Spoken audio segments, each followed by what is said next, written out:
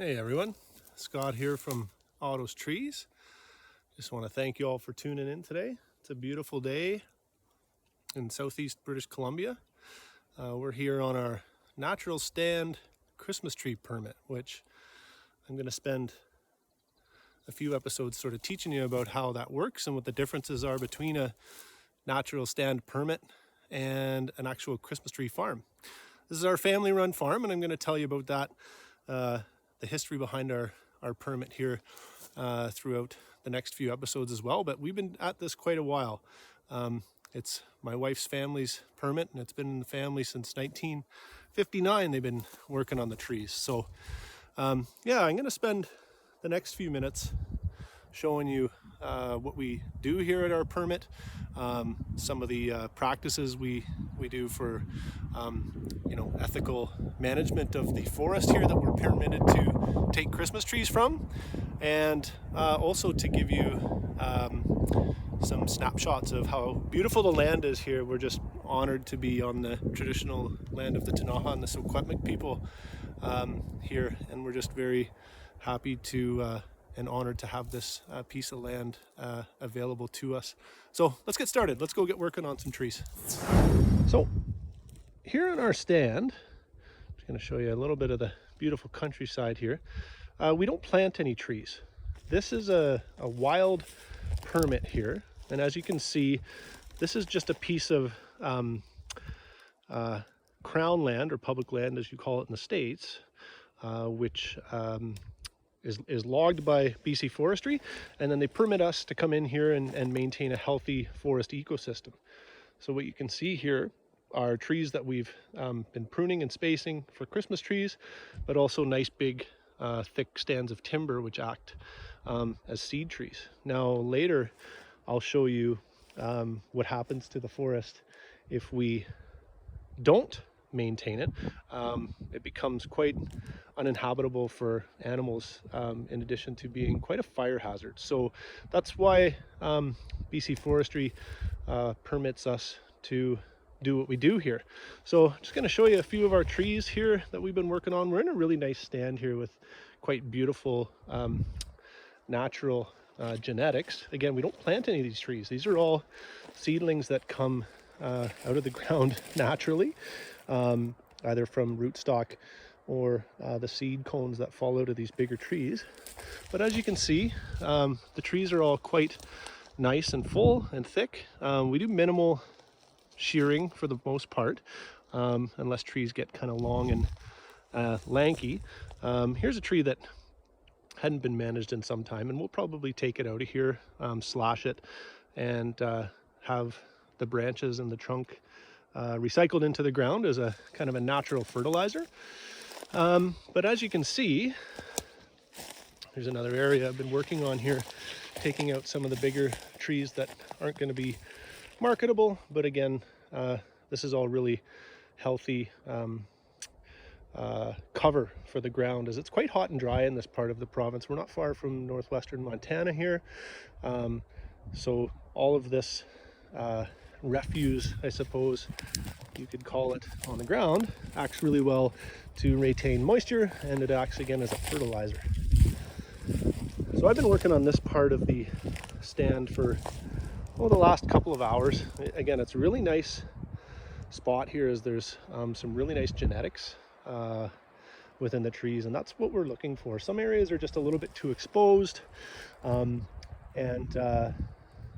don't have the ideal genetics or conditions for growing Christmas trees. So we still maintain those areas, but we don't necessarily keep a lot of the trees for marketable Christmas trees. Here's a stump culture tree, or coppicing as some people call it. This was a tree that was cut some time ago, probably about 3-4 years ago, and a limb was left, which is now turned into a tree. So part of our responsibility here is to educate people on the fact that we don't just come here and just hack down trees and make a mockery of the forest. It's all about ethical regenerative regenetation, I don't know that word is, practices. So as you can see, there are other limbs that are coming out here, which that will eventually turn into a tree when we take this one down, probably in about 4 or 5 years from now. Okay, it's time to get back to work. I'm really excited about this area that I've been working on. It's really quite nice as far as the genetics here, like I mentioned. So I'm gonna get back to work. I forgot my earmuffs today, so I'm gonna have to stuff, got some toilet paper for emergencies, so I'm gonna stuff a couple pieces of those into my ears, which will hopefully help my hearing for the future. So it's a little bit windy out here today, so hopefully my camera stand works all right. I'm just gonna clean up a couple of these trees and sort of show you how it works as far as just shaving up some of the bottoms to keep the healthy growth at the top of the tree.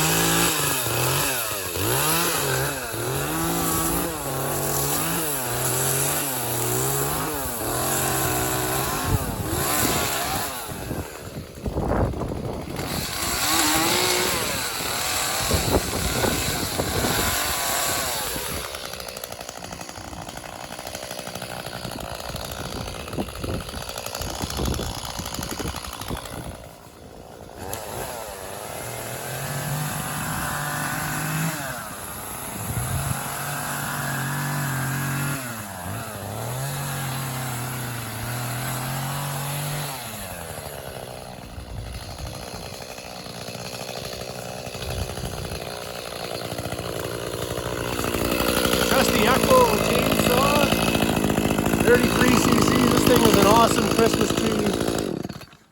Christmas tree machine. It's super light. I have a 60cc saw as well, but it's just too heavy to carry around and be cutting above your head.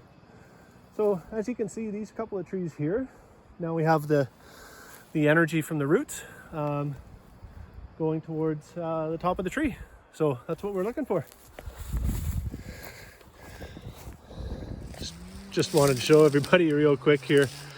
Here's an example of an area just adjacent to where I was just working. What happens if, we don't keep up with things? It's impassable in there for animals.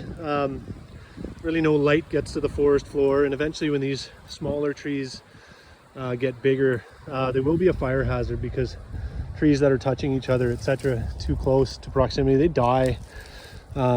And then they do become quite the fire hazard. So yeah, I'm gonna spend some time here and thin these suckers out, and yeah, we should have some nice trees come out of it at the end of the day.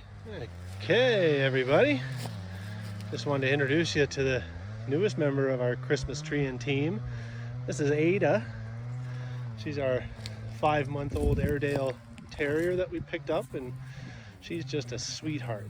She loves coming out here to the permit and running around and having fun and checking everything out. Hey, Ada? Yeah, you like it out here, don't you? So again, we're in the beautiful Rocky Mountains of southeast BC. A little cloudy today, about 10 degrees or so Celsius.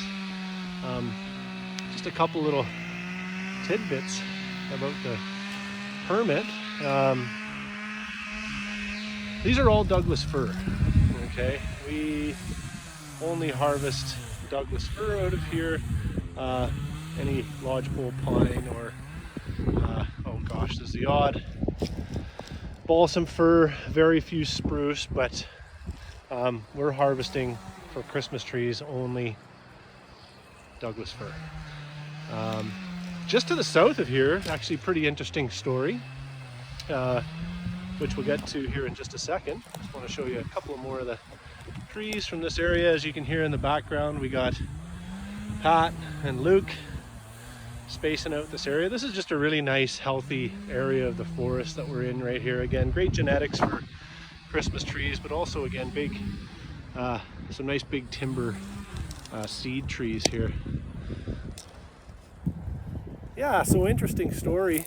You can see toilet paper sticking out of my ears. I look like a turkey.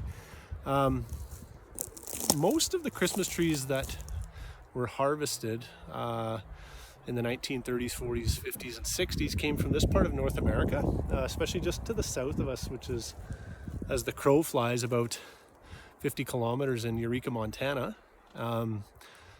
At the start of the 20th century, there was a lot of logging, and then when that sort of regrowth came up, it wasn't marketable timber for anything, so they actually found that the trees were just right for Christmas trees. So upwards of 10-12 million Christmas trees would have been harvested every single year from this very area. So if you had a tree, well, none of you would have had a tree back then, but if you see pictures of your grandparents or great-grandparents, or your parents even, and they had a nice big bushy Christmas tree in their house, there's a really good chance that they got it from this region. So yeah, we can take up to 1,500 trees, give or take 10% every season. I know that sounds like a lot. We don't usually do nearly that many, but honestly, we could take 10 times that many trees out of here every year and you wouldn't even notice a difference. It's a big piece of property, about 375 acres. So yeah, there's a lot of trees to do. Our biggest challenge is keeping up with all the new growth every year. It's kind of a 2 steps behind the times always. So yeah, again, our first and foremost priority here is proper stewardship of the land. You know, we hunt a lot out here, we camp, there's fishing lakes really close by. We're a 100% chemical-free operation, no pesticides, herbicides, no chemical fertilizers whatsoever. We just kind of, you know, allow nature to do its thing, and the trees seem to love it that way. I know a lot of other commercial agriculture operations use a lot of fertilizer and things, but I think, you know, they kind of have to, since it's their livelihood, to do that. And nothing against doing that, but there are some sensitive ecosystems quite close by us here, so we just don't want to disturb that whatsoever. Again, we pride ourselves on really taking care of this piece of land. So yeah, back to the trees. So we're just at another area here that needs mega thinning. There's some beautiful trees in here, but just a ton of work to get it spaced out properly. It's just kind of a rat's nest in there. Another beautiful day in the mountains today. A little overcast. We've had a cool spring here. Actually been nice for a change instead of hot roasting weather already by early April. So kind of nice.